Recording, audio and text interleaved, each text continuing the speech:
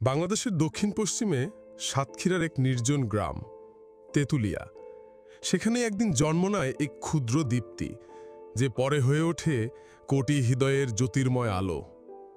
তিনি মুস্তাফিজুর রহমান, আমাদের cutter master, আমাদের গর্ব, আমাদের মুস্তাফিজ।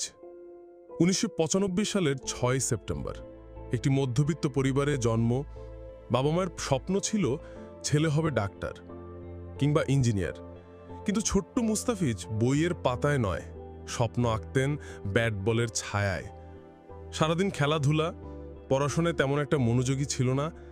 বাবা মার অখুশি চোখের আড়ালে ভাইরা হয়ে উঠল তার সবচেয়ে বড় সাপোর্ট। একদিন গ্রামের মাঠে খেলার মাঝেই মুস্তাফিজের হাতে উঠল বল। প্রথম বলই উইকেট। এক মুহূর্তেই পাল্টে গেল ভবিষ্যতের গতিপথ। তখনও কেউ জানত না এই এক বলের মধ্যেই লুকিয়ে আছে বিশ্বজয়ের গল্প। সে পথ শুরু হয় নিষেধের ভিতর দিয়েই।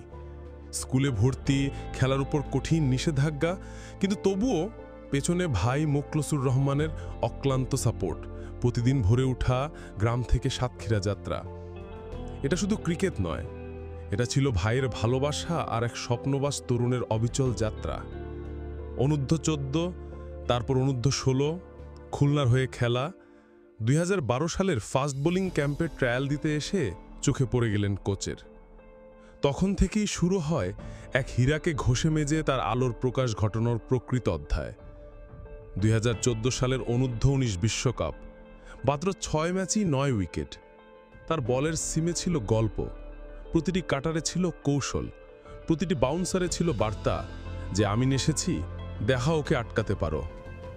তারপর আসে সেই দিন, জাতীয় দলের জার্সি চাপানোর দিন। পাকিস্তানের বিপক্ষে মাত্র ৪ ওভার, কিন্তু তাতেই টপ অর্ডার কাঁপিয়ে দিলেন। এর পরের ইতিহাসটা তো সবারই জানা। ভারতের বিপক্ষে ওয়ানডে অভিষেকেই ৫ উইকেট, দ্বিতীয় ম্যাচে ৬ উইকেট, টানা ২ ম্যাচে ম্যাচ সেরা। তিনি প্রথম বাংলাদেশি যিনি একসাথে ওয়ানডে ও টেস্ট দুটোতেই অভিষেক ম্যাচে হয়েছেন ম্যাচ সেরা। আইসিসি বর্ষসেরা দলেও নাম লিখিয়েছেন।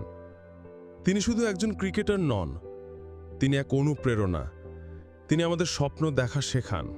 তিনি প্রমাণ করেন যে গ্রামের এক ছেলেও পারে গোটা দুনিয়া কাঁপাতে। তিনি আমাদের মুস্তাফিজ, আমাদের কাটার বয়, আমাদের রয়্যাল বেঙ্গল টাইগার।